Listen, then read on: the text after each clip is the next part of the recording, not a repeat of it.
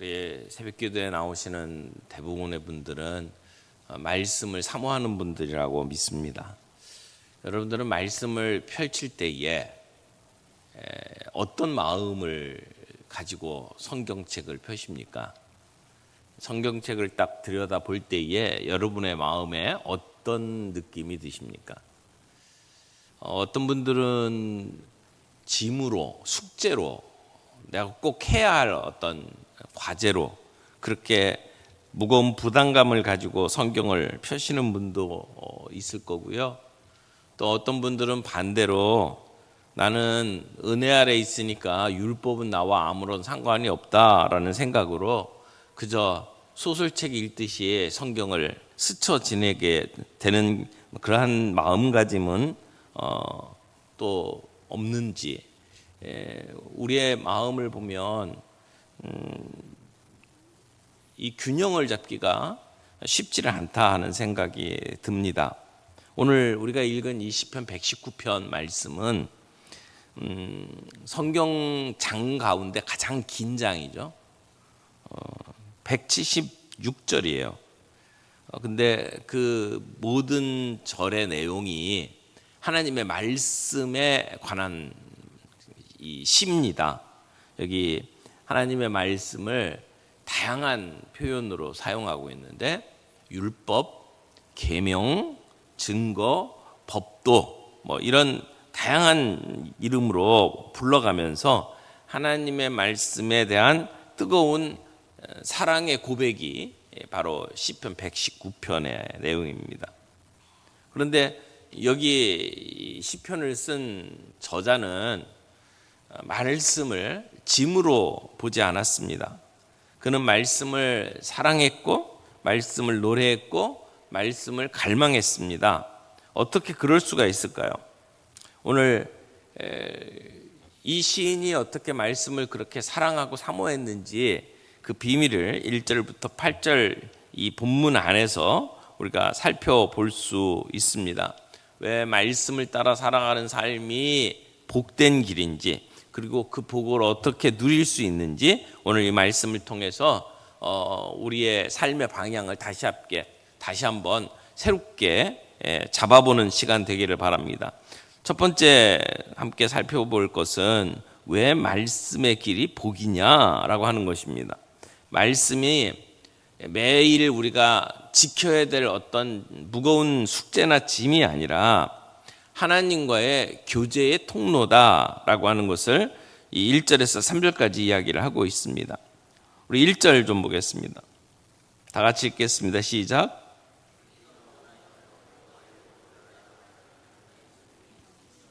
여기 복이 있음이여라고 하는 말로 이제 시를 시작을 합니다. 근데 여기 복이 있음이여라고 하는 것은 감탄사죠. 복이 있음이여라고 하는 감탄사로 이 시가 시작되는 것을 보고 있습니다. 여기 복이 있다라고 했는데 이 복은 그냥 단순한 복이 아닙니다. 행복하고 또 행복하다 이런 이중 강조로 되어 있는 말씀입니다. 그래서 시편 기자는 이 율법을 따라 살아가는 삶이 틀에 꽉 짜여져 있는 억압된 종교 생활의 한 부분이 아니라 우리의 최고의 기쁨이다. 가득 찬 행복이다. 이렇게 감격스럽게 선언을 합니다. 그런데 1절과 3절 사이에 똑같은 말이 반복이 되는데요. 1절에 보면 행위가 온전하여 여호와의 율법을 따라 행하는 자들은 복이 있으며, 행한다라는 말이 있는데 3절 보세요. 3절 실로 그들은 불의를 행하지 아니하고 주의 도를 행하는도다 이렇게 돼 있죠. 여기 주의 도를 행한다라고 하는 이 행한다라는 말과 1절의 율법을 따라 행한다라고 하는 말이 같은 말이잖아요. 근데 이 말 뜻을 보니까 행한다라는 말이 걷는다 이런 의미가 있더라고요. 걷는다. 그러니까 말씀을 따라 걸어가는 삶 이렇게 표현을 하고 있는 거예요. 말씀 중심의 삶이라고 하는 것이 성경에 나오는 어떤 교리를 이해를 하고 내 머리에 쌓아놓는 그러한 지식 축적으로 보는 게 아니라 하나님과 함께 같은 방향으로 걸어가는 삶을 얘기를 하고 있는 거예요. 살아있는 인격적 교제를 의미하고 있다는 것이죠. 그래서 여기 말씀대로 그 길을 따라가는 삶, 그것이 주님과 함께 교제하며 어깨동무하며 그렇게 살아가는 삶이다라고 하는 이야기를 하고 있는 겁니다. 그리고 2절 말씀 다시 한번 보겠습니다. 2절, 여호와의 증거들을 지키고 전심으로 여호와를 구하는 자는 복이 있도다. 이것이 교제의 핵심이에요. 전심으로 여호와를 구하는 자. 어떤 법 조항을 지켜나가는 것보다 더 중요한 것이 하나님과의 인격적 만남이라고 이야기를 하고 있는 겁니다. 여호와를 구하는 자, 보고 싶고 만나고 싶고 주님을 찾는 자, 그렇게 이야기를 하고 있는 거잖아요. 전심으로, 여기 전심이라고 하는 것이 온 마음을 다해. 여기 마음이라고 하는 것이 유대인들이 마음 그렇게 사용할 때는 내 의지, 내 지성, 내 감정이 한 군데 모여 있는 그것을 마음이라고 표현을 해요. 그러니까 인간 존재의 중심, 내 모든 것이 다 한가운데 이렇게 모여져 있는 중심이다. 그걸 마음이라고 표현을 하는데, 그런데 전심으로 여호와를 구한다라고 하는 것은 내 삶의 모든 주권을 하나님께 내어드린다, 이런 의미로 그분을 찾고 구한다라고 이야기를 하는 겁니다. 그러니까 말씀을 사랑하는 것과 말씀으로 하나님을 만나는 것이 같은 일이다. 오늘 시편 기자는 그렇게 이야기를 하고 있는 겁니다. 성경이 우리에게 이렇게 살아야 될 어떤 규칙책이 아니라 살아계신 하나님을 만나는 통로다, 이렇게 이야기를 하는 거죠. 그래서 전심으로 하나님의 말씀을 구하는 자는 그 말씀을 읽는 가운데 하나님을 만나게 되고 그 만남이 우리에게 복의 원천이 된다. 이것이 1절부터 3절까지의 메시지예요. 미국에 우리에게 많은 영향을 끼치는 설교자 중에 존 파이퍼라고 하는 분이 계신데, 존 파이퍼가 이런 고백을 남겼습니다. 내가 성경을 경험한 지난 70년의 세월은 내 쪽에서 붙들려는 싸움이 아니라 오히려 내가 하나님의 아름다움에 붙들려 살아온 축복이다. 하나님의 영광에 붙들려 살아온 축복이다. 여러분, 뭔가를 애써서 내가 붙잡으려고 하는 게 아니라 하나님을 만나면 그 하나님의 영광스러움, 하나님의 아름다움에 내가 취해서 살아오게 된 것이다. 그렇게 표현을 하고 있어요. 그러니까 말씀을 사랑한다는 것이 뭔가 규칙을 지키는 강박에 의해서 이루어지는 게 아니라는 거예요. 말씀을 읽다 보면 하나님의 아름다우심, 하나님의 영광을 우리가 보게 되기 때문이다 라고 이야기를 하는 거예요. 여러분, 아름다운 장면을 보게 되면 마음이 참 기쁘잖아요. 좋잖아요. 힐링이 되잖아요. 그러니까 억지로 그 장면을 보러 가는 게 아니고 그 장면을 봤을 때의 기쁨, 감격, 이걸 아는 사람들은 그곳에 또 간다고요. 그래서 사진을 찍어놓고 그 장면을 다시 기억하려고 하잖아요. 사실은 이 사진이라고 하는 게 우리의 눈으로 보는 것보다 훨씬 더 못 미쳐요. 더 멋지게 되는 것처럼 생각을 할지 모르겠는데 가서 본 그 장면과 사진은 달라요. 그 중에 일부를 내가 건져오는 거죠. 근데 그 장엄한 곳에 갔을 때 그 느낌, 그 감격, 마치 말씀을 대하는 게 그와 같다는 거죠. 말씀 속에서 하나님의 그 아름다움을 보게 되는 것이고, 하나님의 그 영광을 바라볼 때 내 마음에 기쁨이 있고 행복이 있고, 그래서 말씀 앞에 자꾸 다가가게 되는 것이다 라고 하는 것입니다. 여러분, 우리가 성경을 펼칠 때 우리 자신에게 이렇게 질문을 좀 해보면 좋을 것 같아요.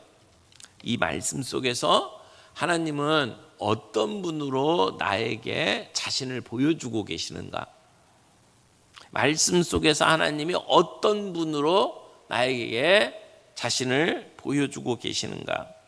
규칙을 따지기 전에, 성경을 읽으면서 앞뒤 뭐가 이렇게 따지기 전에 하나님이 어떠한 분으로 이 본문 안에서 나와 만나고 싶어 하시는지 하나님을 찾아보시기를 바랍니다.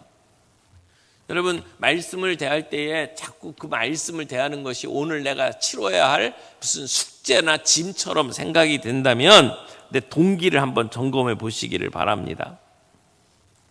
내가 하나님을 만나고 싶다, 내가 하나님과 교제하고 싶다라고 하는 갈망으로 말씀을 대하면 성경을 읽는 우리의 경험은 완전히 다른 경험이 될 거라는 것입니다. 성경을 읽고 난 다음에 하나님이 어떠한 분인지 내가 이 말씀을 통해서 알게 해주신 것 감사합니다 라고 기도해 보십시오. 그리고 그 하나님의 모습을 보면서 내가 하나님과 깊은 교제 속에 살아가게 된다면 우리의 묵상, 우리의 큐티, 우리의 성경 읽기는 완전히 달라질 거라는 것입니다. 우리 두 번째 살펴볼 것은 그럼 뭐가 문제냐? 우리가 어디에서 도움을 구해야 하느냐? 이게 4절부터 6절까지의 내용입니다. 우리 4절 볼까요? 4절. 주께서 명령하사 주의 법도를 잘 지키게 하셨나이다. 5절 다 같이. 내 길을 굳게 정하사 주의 율례를 지키게 하소서. 여기 4절에서는 주께서 명령하사 주의 법도를 잘 지키게 하셨나이다 라고 선언하죠. 하나님의 말씀은 완전하고 선하며 지킬 만한 가치가 있습니다. 그런데 5절에 보면 시편 기자가 갑자기 방향을 틉니다. 내가 말씀을 잘 지켰습니다 라고 이야기를 해놓고 5절에 내 길을 굳게 정하사 주의 율례를 지키게 하소서 이렇게 얘기를 하죠.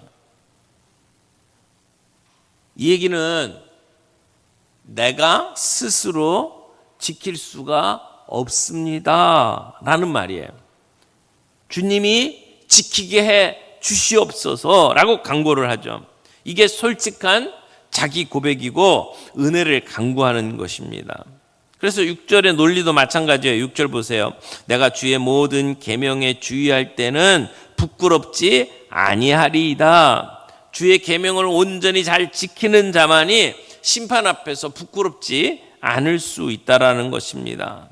그런데 누가 그 계명을 온전히 지킬 수 있습니까? 이 시편 기자는 이 딜레마에 직면하는 거예요. 내가 그 말씀을 지키면 정말 좋겠습니다. 내가 그 말씀을 제대로 지키면 주님 만날 때 내가 부끄럽지 아니할 겁니다. 그런데 내가 그걸 다 못 지킨다는 거예요.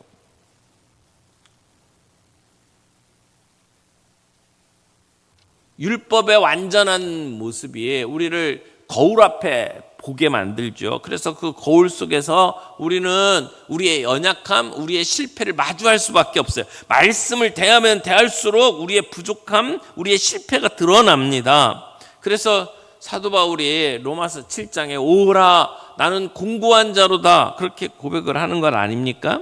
율법을 읽으면 읽을수록, 율법의 요구를 알게 되면 알게 될수록 우리 스스로는 그 율법의 요구를 결코 채울 수 없다라고 하는 것을 절감하게 됩니다.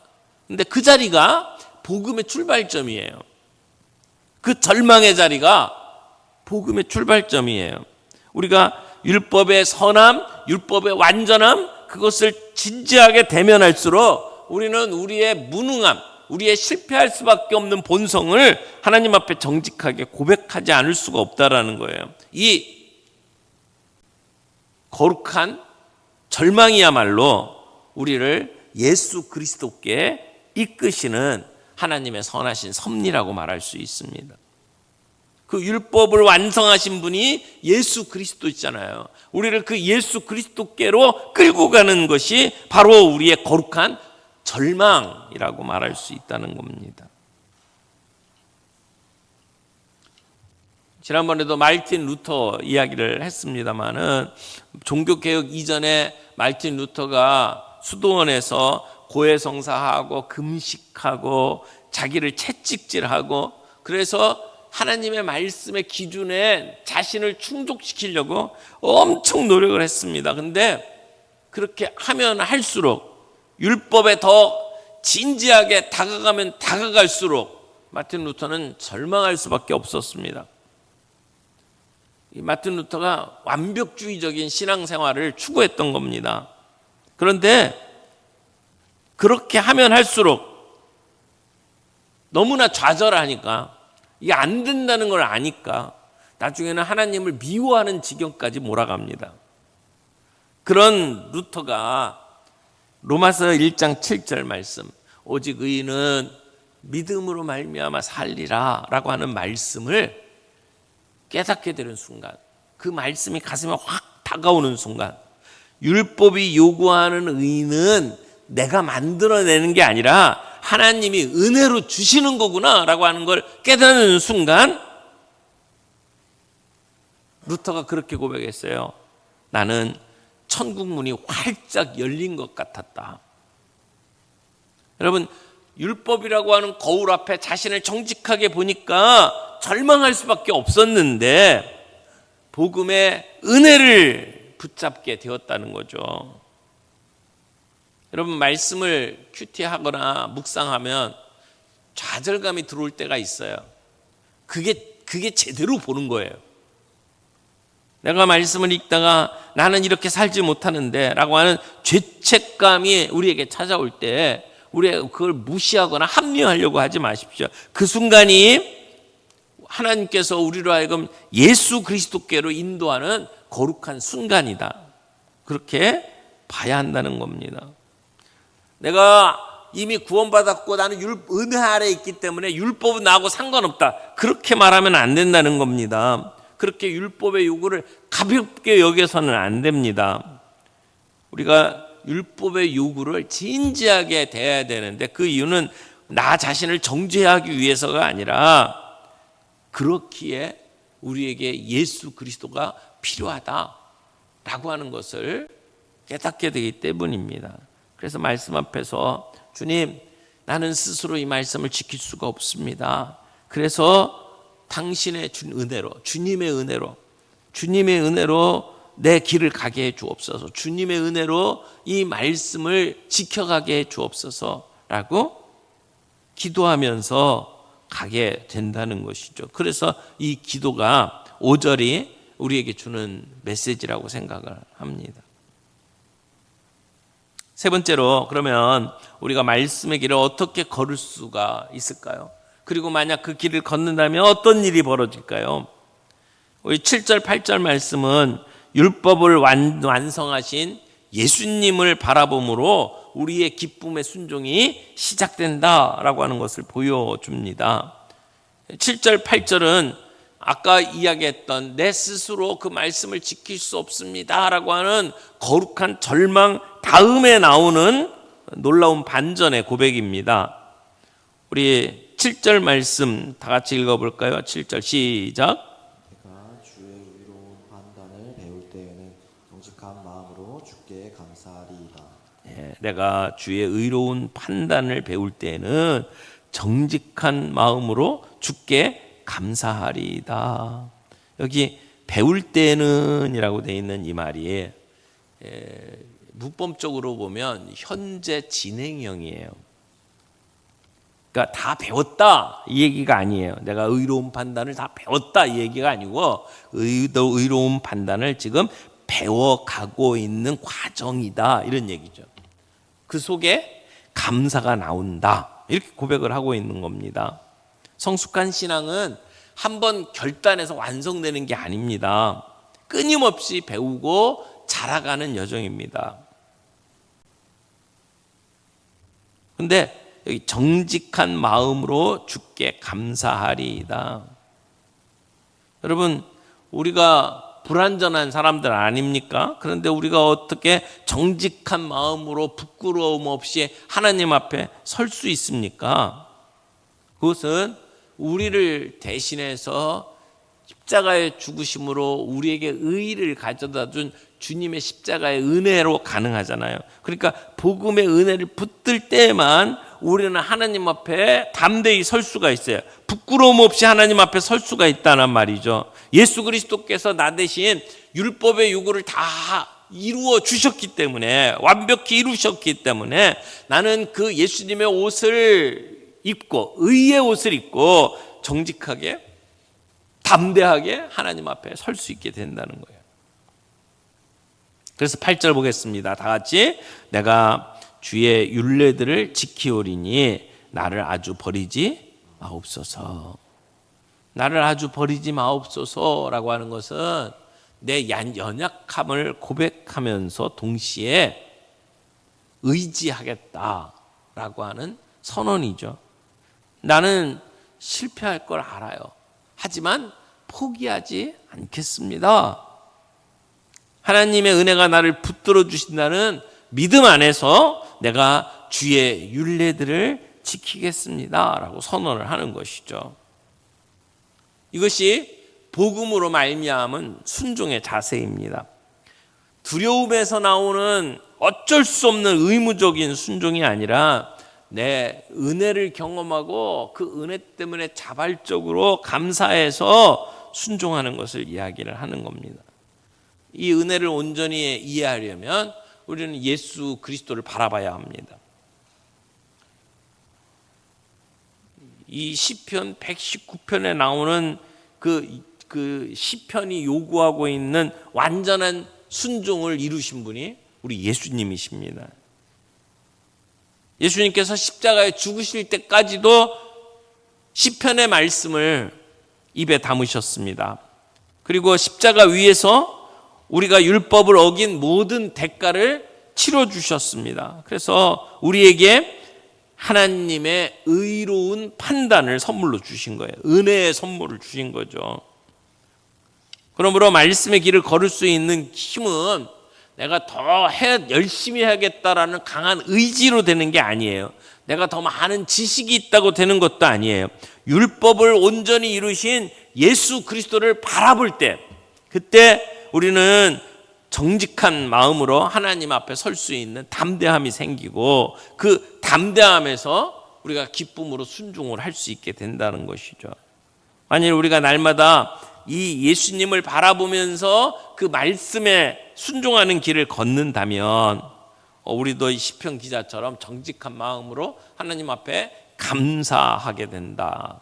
그렇게 믿습니다.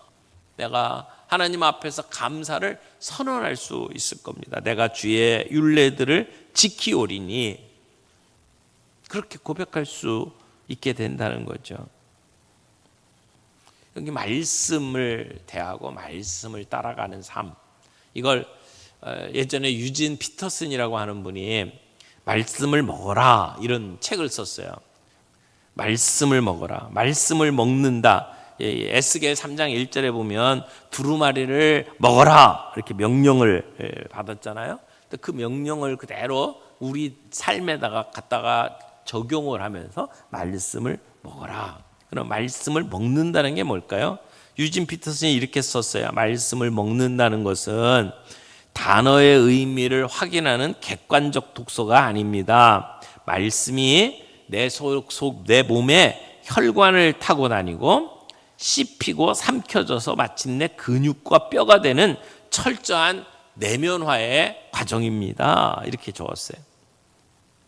그러니까 말씀이 우리의 피와 살이 될 때, 내가 그 말씀을 통해서 예수 그리스도에 대한 사랑을 내가 감격해하고 그렇게 말씀이 우리의 마음에 새겨질 때, 그때 우리는 비로소 하나님의 말씀을 억지로가 아니라 기쁨으로 순종하는 삶을 살게 된다라고 하는 것이죠.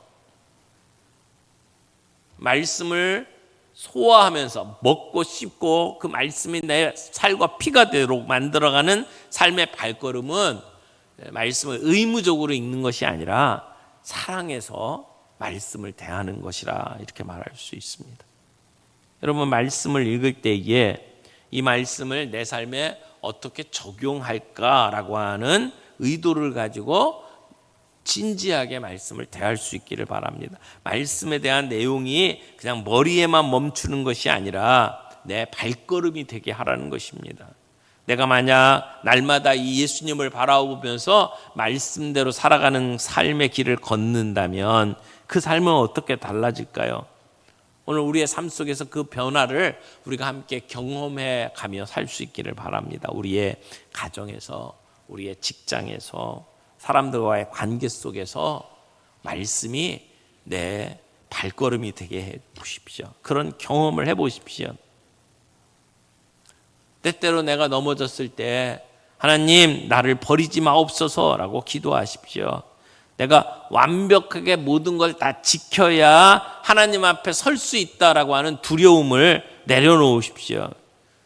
우리를 대신해서 우리의 모든 율법의 요구를 이루신 예수님의 의의 옷을 우리가 덧입고 있기 때문에 오늘 우리는 하나님 앞에 나아갈 수 있고 오늘 그 길을 걸어갈 수 있다고 믿습니다.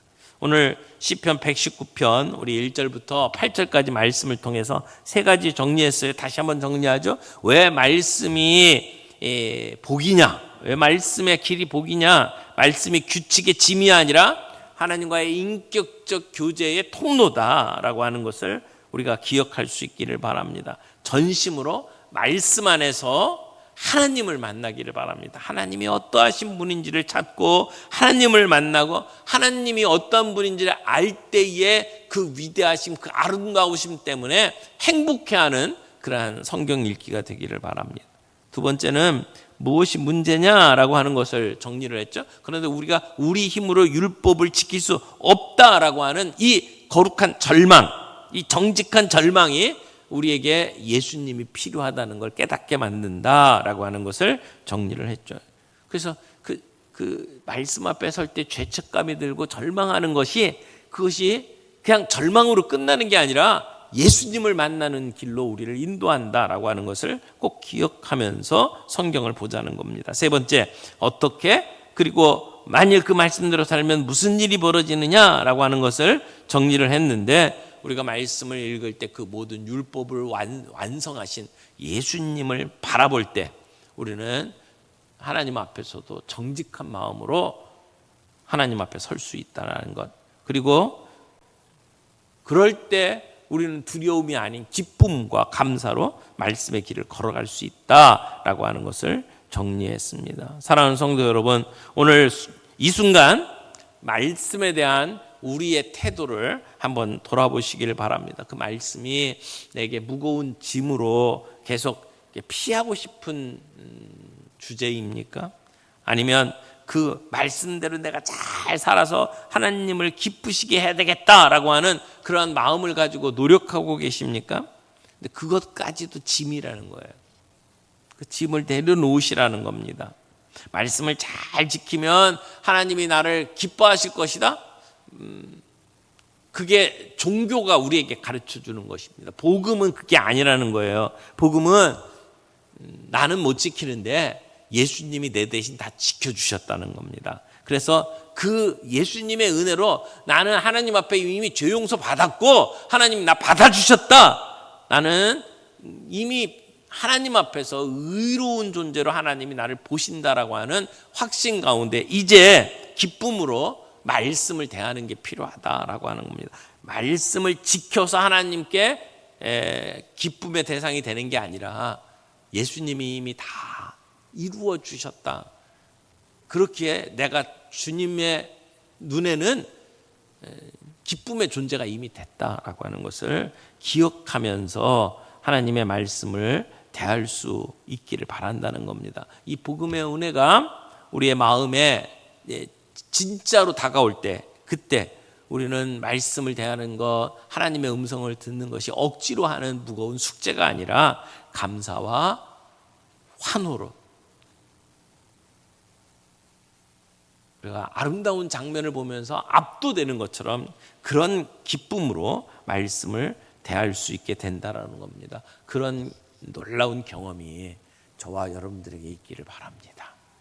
오늘 말씀을 생각하면서 같이 찬양 하나 했으면 좋겠습니다. 주의 길을 가리 하는 말 찬양인데, 비바람이 앞길을 막아도 나는 가리 주의 길을 가리, 눈보라가 앞길을 가려도 나는 가리 주의 길을 가리, 주의 길을, 주의 발자취를 따라 나는 가리라.